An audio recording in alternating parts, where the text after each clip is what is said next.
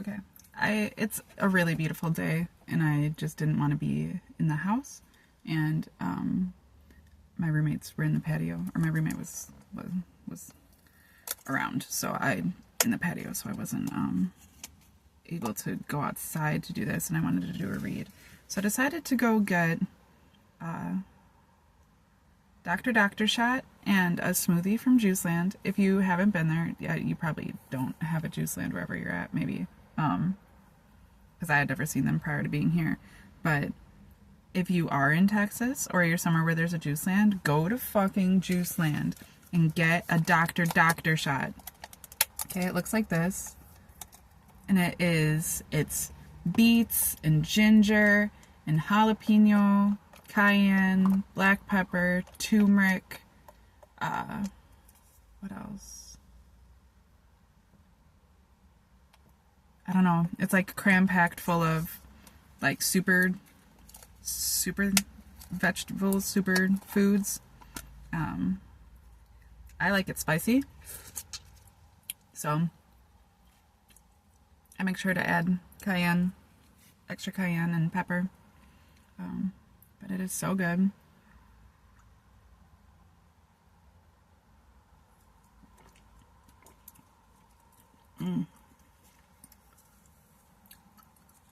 It is spicy. Well, I think it has habanero in it, but they don't have extra habanero. Like, I think the Dr. mix has habanero.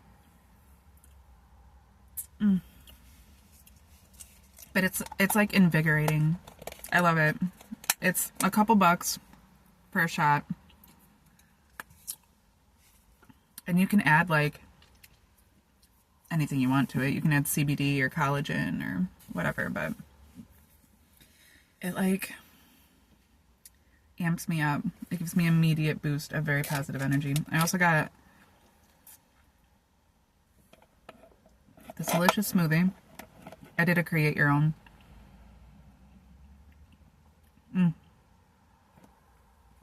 It's like peanut butter banana hemp milk base with peach, mango, pineapple, strawberry, and raspberry.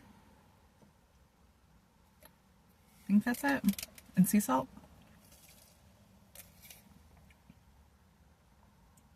Yeah. So good. This stuff ends up making my brain and my body feel so good, and so I always feel like it's worth the money. Okay, so that's a great start. I'm going to read an excerpt of the Tao Te Ching, and then I'm going to do the reading. Now, when I was feeling like I should do a read, and then I was like, you know what, I'm just going to get out to do it. That was my own decision. But when I was feeling like I should do a read, I felt like I was supposed to do a read for somebody else. That there was just somebody that was going to happen upon this video that needed to hear whatever was going to come out. I have no plan on what I'm going to be talking about yet. But that was what I was told in my head. And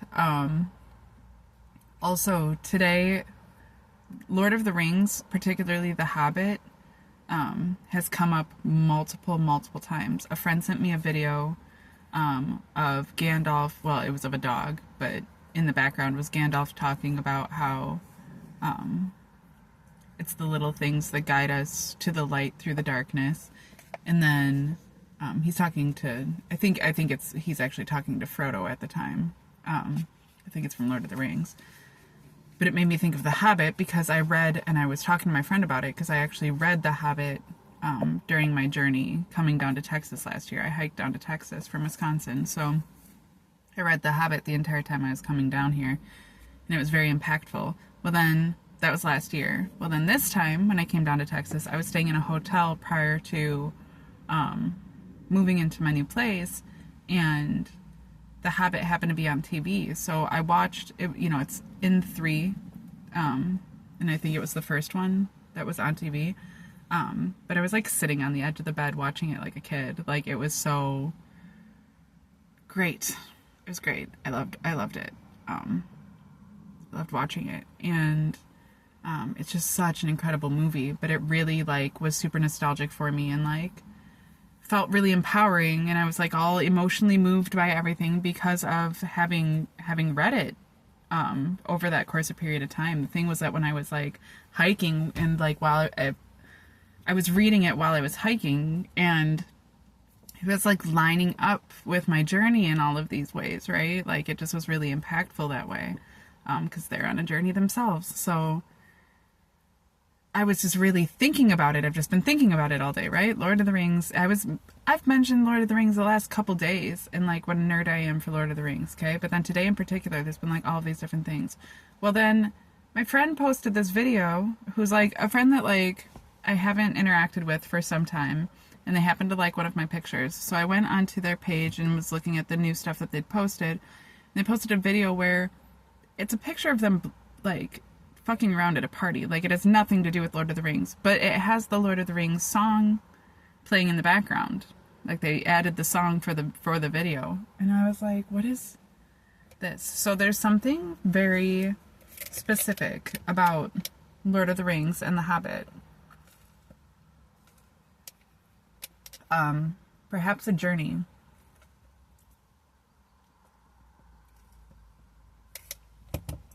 There's a journey. We're all on our different personal journeys, right? But there's a very particular journey that someone is on, and it's epic. It's epic. And they're in a point and period right now, currently, where they're feeling like, I don't know what to do. I don't know how to go further. I don't know what's ahead. I don't know what direction to move. I don't know how to do what I'm supposed to be doing, and how to get to this next step. And I'm starting to lose the faith a bit. You know, I'm struggling with my faith that way, where it was coming so easy and all of this was really exciting, and now they're at that point of the journey where it's like starting to get really pressing, and it's hard to find the motivation to continue forward. And so their spirit is calling out and asking for some direction, for some motivation, for some wisdom, you know, just for general understanding. And my spirit is answering in the ethers. So if that feels like you, if I'm talking to you, you know, I'm talking to you, this is for you. Take what resonates. If it triggers you, don't let it. Just don't worry about that. Don't think about those things. Focus. Take this time to focus on what it is that you can receive from it that answers those questions for you, and that caters to your empowerment, and that gives you a sense of guidance. Don't let anything lead to your confusion. If it starts to, just let it go. Just let it go. Let this be a short time while you're listening where you can actively engage with your highest power and with your truest self, and you can do it without doubt and without fear. You know, I'm here to help you. I'm here to help you. And, you know, you don't have to trust me. You can trust yourself. So if I start to say something that just seems wrong, don't worry about it. Just focus on what really deeply resonates with you, and it helps you open that next door. This point of uncertainty is a very imperative time to embrace the unknown, to embrace the uncertain, to embrace the sense of like lack and confusion and self-doubt and all of those things being part of the journey, part of the balance. To let the darkness speak for itself and look through it to see the light that is on the other side, and focus on that light, and don't be afraid of that darkness. Don't be afraid to move through it. It's not going to harm you. It's really not. It may feel like it at times, that you are being broken, bruised, robbed from, you know, not believed, not supported, You may feel lost and alone. But those things are going to cater to your ultimate success. I promise. Just keep trusting that. Hold on to the faith that your success is seeing itself through, and that all of this is part of the process. And you will see something so incredible on the other side. You will receive life in a way that you never have before. You're going to see some truly grand rewards. Beyond what anybody else could promise you, beyond what has ever been taken from you, beyond all the work you've ever done and all the rewards you've ever received. There's something so much greater for you that's waiting for you just to move into a proper alignment, to keep moving forward, and to finally reach that. It's just waiting for you. It's waiting for you, and it's not going to leave. It's not going anywhere. It's waiting patiently. So be patient with yourself, be kind to yourself, continue to move forward in the things that you can see and can trust. Don't beat yourself up. Don't let yourself get down. Don't let things get you down. You know, when you start to feel down, when you start to feel frustrated, when you start to feel like these energies are coming in and trying to bring you down, fuck them. Forget about those. You know, don't put your energy into that. Don't support those. Don't give them any more power than they're already trying to take. Don't give them any more time or any more space. It is okay to say, you know what, this isn't for me. I'm going to walk away from this. You know what, I'm not okay with this right now, so I'm not going to give it any more energy. You know what, I can't handle this, so no thank you. I'm just going to focus on what I can for right now. You have every freedom and power to do those things, and I encourage you to embrace that freedom and that power so that you can validate that that freedom and that power exist. Okay. It keeps opening up to this, so this is the one we're reading. The Tao Te Ching, excerpt 63. Do the non-ado. Strive for effortless. Savor the savorless. Exalt the low. Multiply the few. Requite injury with kindness. Nip troubles in the bud. So the great in the small. Difficult things of the world can only be tackled when they are easy. Big things of the world can only be achieved by attending to their small beginnings. Thus the sage never has to grapple with big things, yet he alone is capable of achieving them. He who promises lightly must be lacking in faith. He who thinks everything easy will end by finding everything difficult. Therefore the sage, who regards everything as difficult, meets with no difficulties in the end.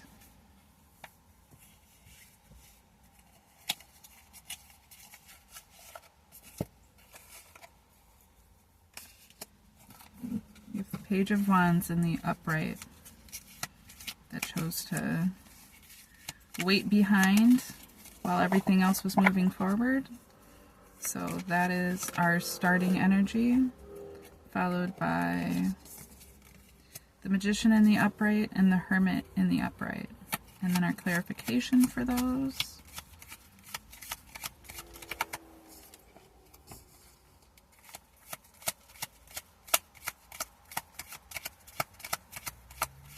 Clarification.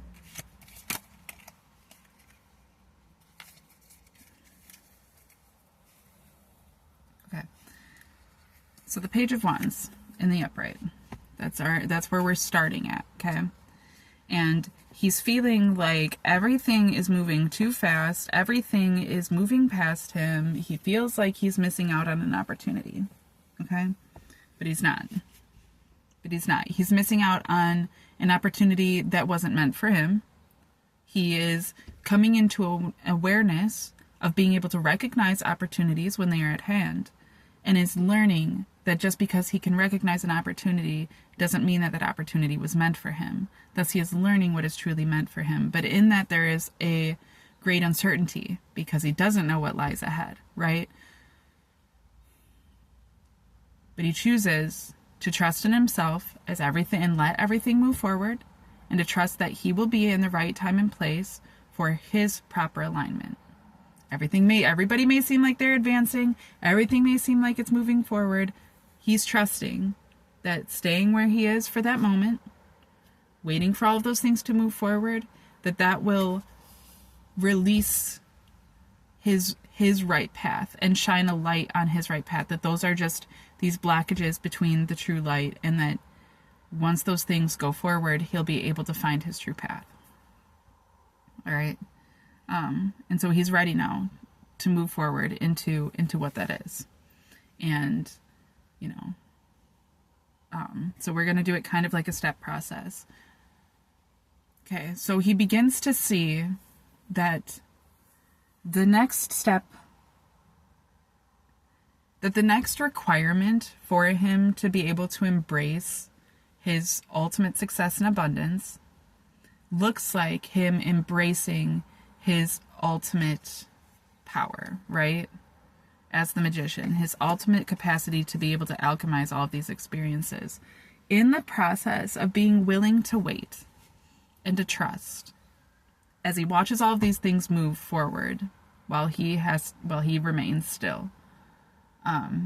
There's an anxiety that comes into that.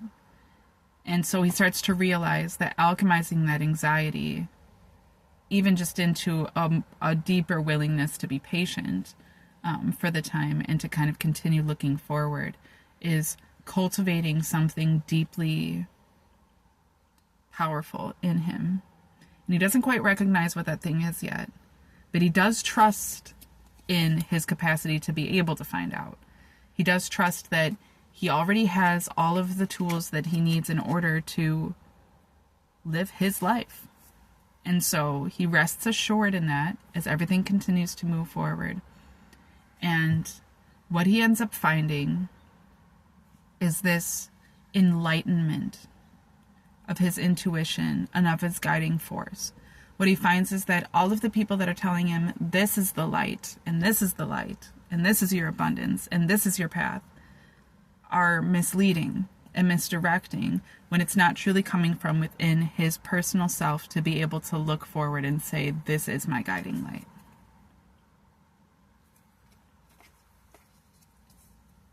So, as he's in this moment of patience and anxiety, he has the Seven of Wands. He has this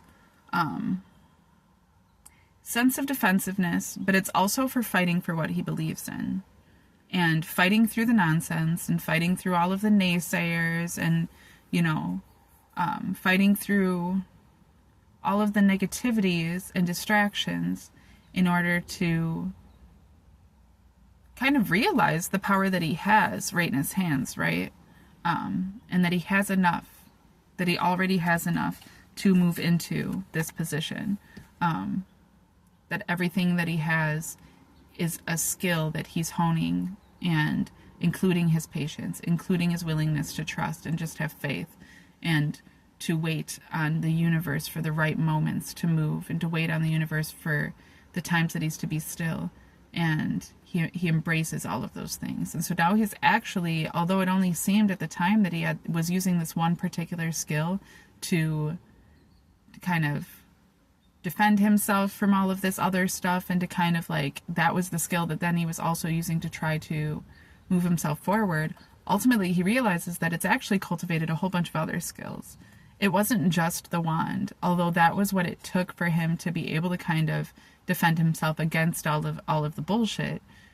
Ultimately, he has not just a wand, he has, and this wand is a powerful, it's not just a stick. I mean, this is a, like a selenite wand or a quartz wand. It's something quite solid, and strong. He also has his sword. He has his wand here, and he has his pentacles, and he has his cups. But he has all of these different things. It's not just the bare minimum. It's an accumulation of every aspect of everything that he would need in order to get where he is going, on top of also having this higher power that he's achieved just by being willing to wait, just by being willing to be patient, to calm down, to not let those negativities get the best of him, to cultivate, how long it took for these roses to grow? Roses are a complicated thing to grow. But this magician is surrounded by roses, which means that he had to not only have a time of planting very specific seeds, but also had to have a time of learning how to cultivate those seeds properly, and then have a time of waiting on those seeds to come to harvest, and is now seeing the blooming of those. And in the blooming of the roses, so is the blooming of the magician.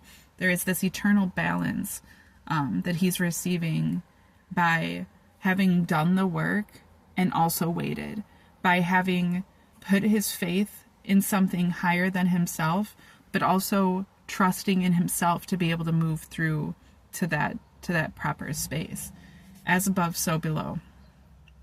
All of those things have now cultivated to a point where he no longer has to be defensive in this sort of way. In fact, he can recognize that this was just a skill.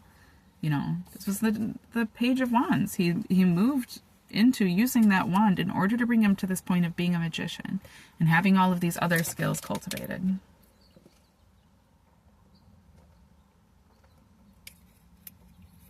Sorry, I don't want this to get too thin.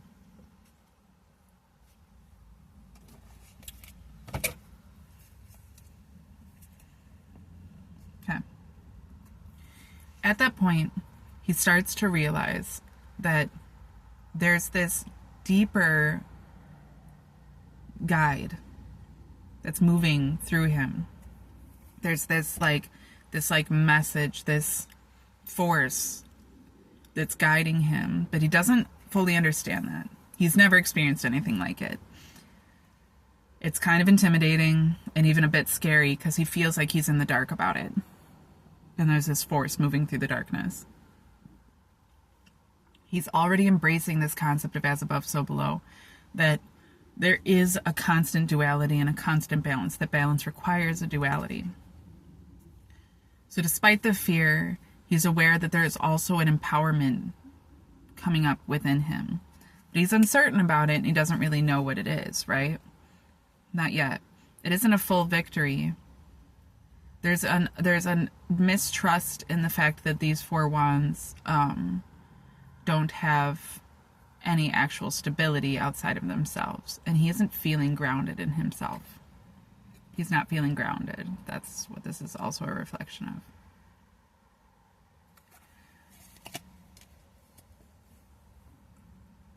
He's already learned how to be patient. But it kind of feels like, what, am I supposed to just wait forever and then suddenly I'm going to be strong? And like he's aware, he's very powerful. He's aware that there's a certain work that needs to be being done in order to have this full sense of grounding and balance. It can't just be waiting. There has to be a duality to that. Sorry, I have a seed caught in my tooth. So it isn't just about being patient and waiting on the universe. There's a work that needs to be done in order to reach this light at the end of this tunnel. And he doesn't quite know what that is yet. You have the Five of Swords in the reverse.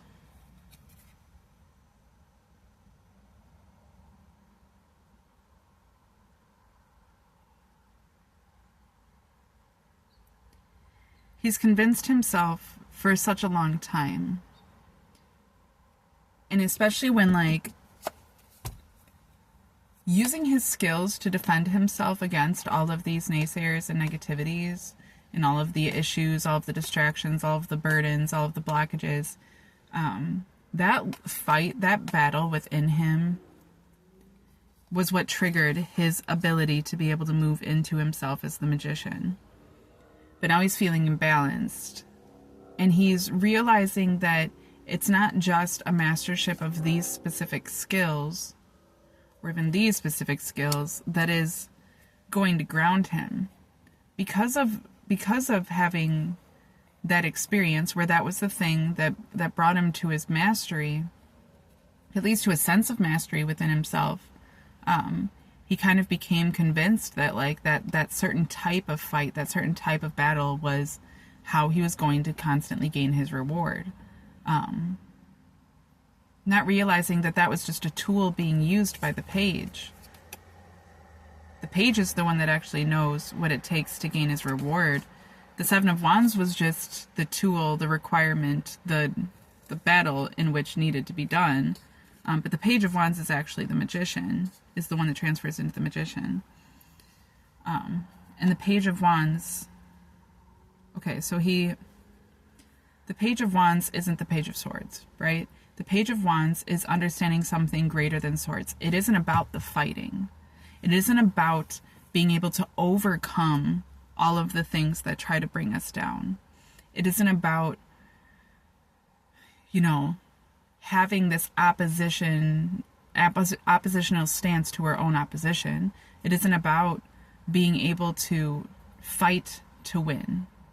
It's something greater than that. And the Page of Wands recognizes that now as the Magician, and now that he starts to understand his grounding, because it's his wands that are unstable. It's this internal spiritual sense of self and balance and uniformity that is got him in the reverse. The wands don't need to be held in order to hold themselves up. In this card, the wands have no base. They're just freestanding. There is something very powerful about being able to, cultivate your own spiritual groundedness without the external. And so this is when he begins to realize that as he's looking for that light in the tunnel, he's been seeing it as this something outside of himself where it's so far he can't reach to it, right? Like he's in the darkness, he's lost and confused and uncertain, but he does see this light at the end of the tunnel. And so that's been his guiding force this whole time. The light at the end of the tunnel. Not realizing until now that is just a mere reflection of his own light. That is a reflection of his positivity and his ability to look through the darkness and to find that light. The number 666 has a very significant meaning in numerology. In religion, specifically conservative Christianity, it has been viewed with innate negativity. But that is only half the message of the number 666. The number itself denotes a low and a darkness and an uncertainty, a confusion, a chaos. But it equally denotes the capacity of oneself to look through that and to find that the mere fact that chaos exists and that you can recognize that it exists is because of the contrast that everything isn't always chaos. If all there was truly was chaos, you would not be able to recognize chaos as anything at all, because it would not be definitive. It would be all things. The fact that it's definitive at all, the fact that you know that you're in darkness, the fact that you know that you're confused, that you're lost, that you're uncertain, that you're unsure, that you're experience all of these self-doubts, all of these blockages, that is the sign that you are empowered.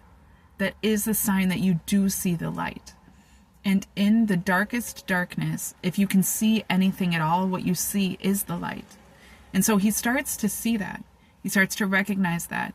In this dark room where just prior, all he could feel was just a blanket of black and couldn't make out any shapes, couldn't do anything, he starts to suddenly see even the outlines of his own hands. Not because he can see them, but because as he's looking, he's putting out his hands out, and he realizes that in his own faith in himself, he knows his hands are there, even if he can't see them. And because he knows so much, because he can truly believe in that, he starts to see the outline of his hands. His eyes start to adjust to the darkness. Things start to take form and start to take light. What that isn't the light at the end of the tunnel. That's not reaching to the darkness where he's at. That's why it seems so far away. What he is experiencing at that moment when his eyes begin to adjust to the darkness is his own light taking form. His own light coming to fruition. And he goes from being the Page of Wands that is merely opportunistic in his sense of spirituality, and in his sense of his self. And he had this feeling at one point in time that, like, I think this is my calling. I think this is what I'm supposed to do. He did not even have the concept at the time that if he was being called, there was something greater outside of himself with a voice and with a message for him that he was a part of, that he had some relation to. He wasn't even seeing it in those realms. When he became the magician, he started to see those things. He started to actually believe those things. He started to see that his work had meaning, He started to see that the things and the skills that he had and the things that he had done actually served a purpose. And then he started to put those skills to a very specific purpose, and to cultivate those things into a very specific way. But it left him feeling imbalanced, and that left him feeling uncertain. When he realized that it wasn't about when the darkness clouded these things, he didn't need to see that he didn't have skills. There was no skills to be seen to begin with. It wasn't a matter of not having them or not. You could have a whole room full of swords, but you wouldn't know if you're in complete darkness until you start to move around, until you start to let your eyes adjust, until you start to feel comfortable within that space. The darkness serves as the total equalizer. It is so necessary. It is so important. It's vital to the experience of being able to come into one's own. The darkness isn't something to be feared. It's something to be embraced and understood and seen through. And so he starts to realize that it's not just the light at the end of the tunnel that is driving him forward. In fact, even without seeing the light at the end of the tunnel, he is still moving himself forward by the light of his own life. By the light of his own life, by his own internal light, being able to engage with the world around him, even in uncertainty. He starts to feel a sense of true enlightenment, of true confidence, of true assurance of self. And so he goes from being the Page of Wands to being the Magician to being the Hermit, who is guided by his own light. Who's guided by his own light. Now you see, these two are pretty much the same exact figure, right? Except this one is inexperienced, unaware, uncertain, and just fully opportunistic. This one is wise, old, experienced, and has his internal light. He knows where he's going. He knows how to get there. And they both are facing the Magician. They're both facing the Magician to say that this is what we always come back to. And it goes into my Mario read that I had. You know, the Magician is our master, our masterhood. We are the master. You don't need other people to call you master for you to be able to recognize that you're a master. In fact, you just need to sit in the darkness. And you need to trust that in a matter of time, your eyes will adjust and you'll be able to start to see. The light of your own life will be able to see through that darkness. And no longer will such things as 666 have this terrifying meaning. No longer are you going to be binding yourself to these, senses of commitment outside of yourself. Yes, you continue to follow that guiding light at the end of the tunnel because you know that that's the next following destination. You know that's where you're headed. But that's not actually what's guiding you. It's your own personal light that's guiding you. So you don't seek the light outside of yourself. You sit and wait for the light within you to guide you, and then you move forward towards the light at the end, knowing that that's just, you. At this point, you just know that that's part of your journey. It's part of your journey. There was a very important aspect of the Lord of the Rings and of the Hobbit, where upon learning the power of the ring was a temptation to completely give into it, right? And there were times that both of the bearers of the ring put the ring on and found themselves quite tempted by that power, right? To the point of even making mistakes within that temptation, within that other realm. They also realized, though, that by putting on that ring, and the longer they wore it, the more seen they were by unseen forces, which instilled a fear in them. And mostly because they were aware that, there was a final destination for this ring. There's a final purpose for this ring. And they weren't going to be able to reach that if they continued to wear it that way. They needed to find a way to work with it in order to get it where they wanted it to go. And we consider that in The Hobbit, it's the older generations, they had access to this ring and they became kind of enamored of it. And they kind of let it dictate their entire experience. And because they were older, And because like they had never done anything terribly exciting in their younger selves. They had never experienced such a spiritual, such a strong spiritual occurrence.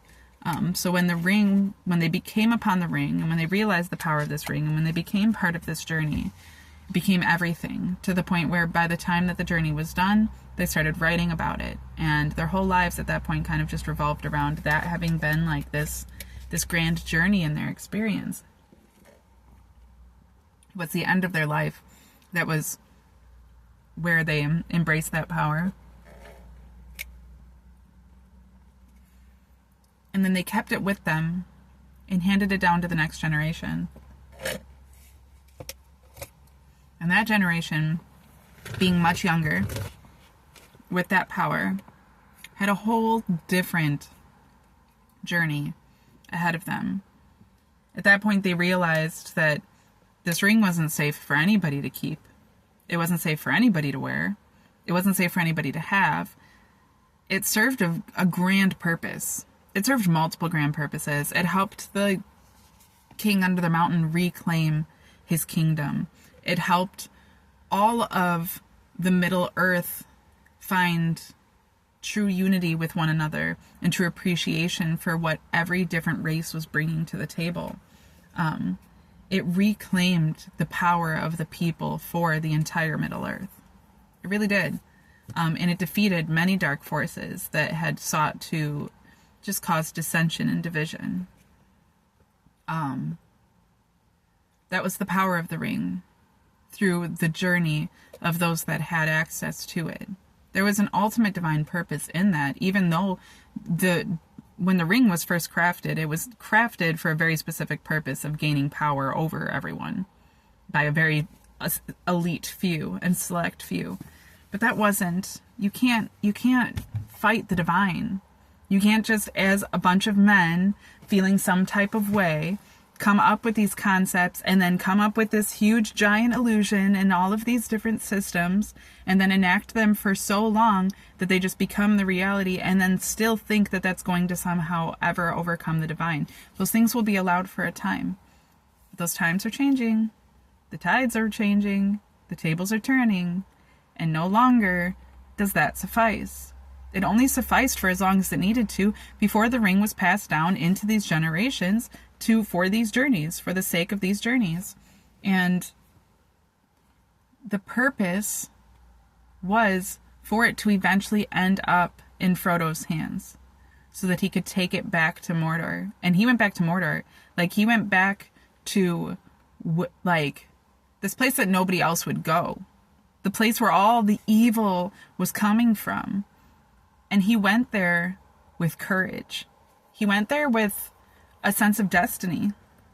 That was the driving thing. That's what Gandalf was telling him. Like, it's these, don't let the whole intensity of all of destiny and the entire darkness that surrounds us overtake you. It is in these small movements, the small steps of even a hobbit, the smallest being that we have.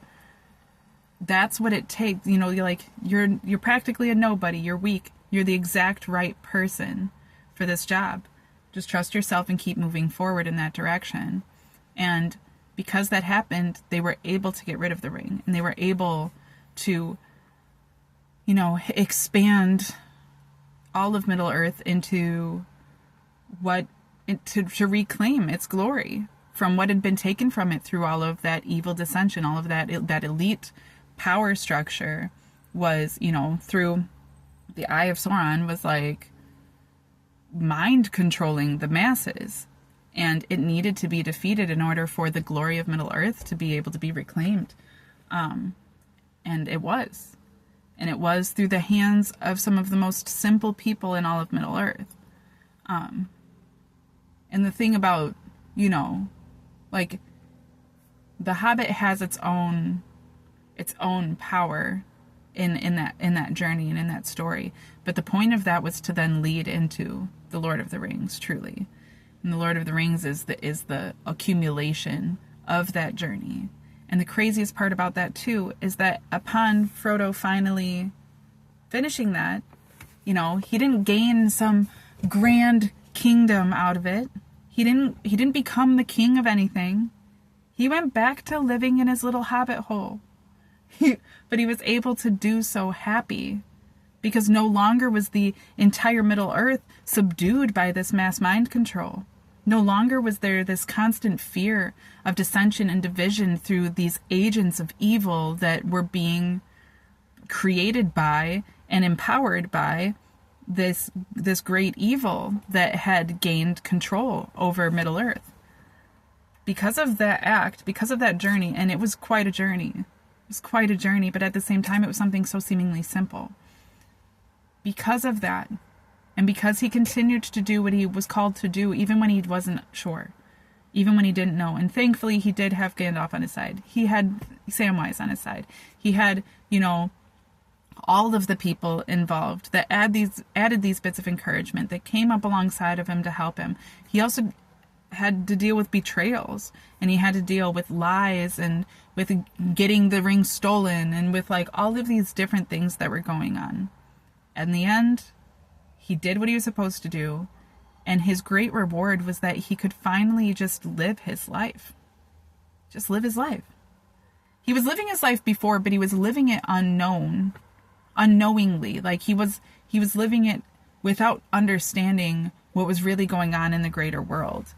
Not realizing that they were actually in active danger of being completely subdued by the forces of Sauron, right?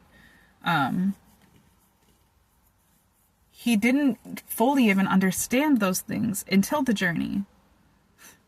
And so those were also part of the things that kept him moving forward, because he was okay, well, I can't quit now. I see these things now.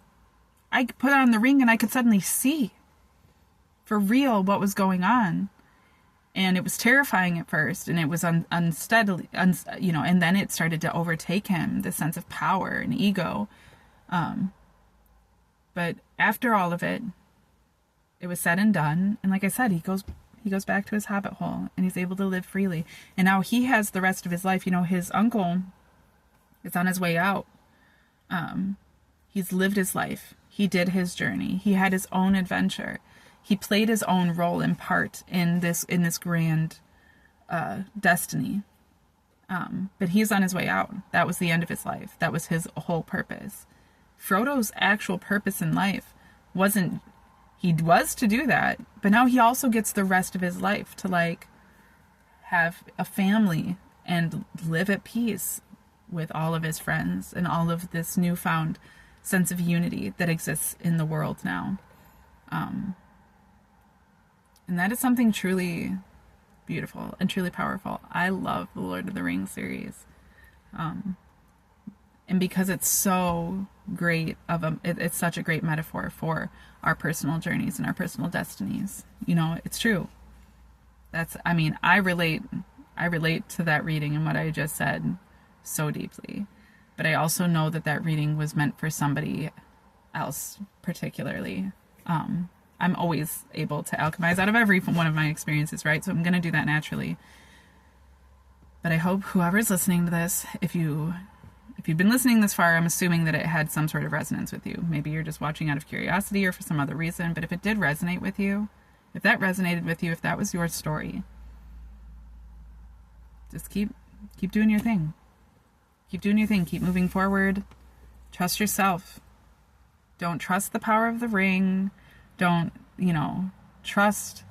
don't fear all of these different things that are going on. You'll learn who you can trust. You'll learn who you can't trust. You'll learn when you can trust people and when you can't, right? But recognize that these things are so much greater than you, and that your destiny is something so specific to you that unless you truly know yourself, you're gonna feel lost. Also recognize that feeling lost and feeling confused and feeling clouded by darkness is part of the journey. Embrace your inner light. Embrace that reflection of yourself in your true power, and let that guide you to the light. To the light outside of yourself, which is merely just a reflection of the light within yourself. You are extremely powerful. I believe in you. I do. I believe in you, and you need to believe in yourself too.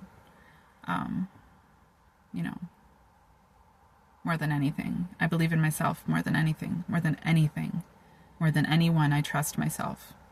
I know that I can. And so I do. And that's all I want for anyone. Because that really is where our destiny lies, in embracing that. And then all of these things unfold beyond our wildest imagination. Okay, so keep it up. If you haven't gone to Juice Land yet, what are you waiting for? If you don't have a Juice Land by you, like I said, this is called a wellness shot. I don't know if you could look up a recipe online, probably super easily. I don't take the time to like blend all my stuff. I could probably make it super easily for myself, to be honest. But it is worth it. It'll make your body feel so good. And especially when it's spicy, it just has this kick that's just like, Anyways, okay. Love you. See you in the next video.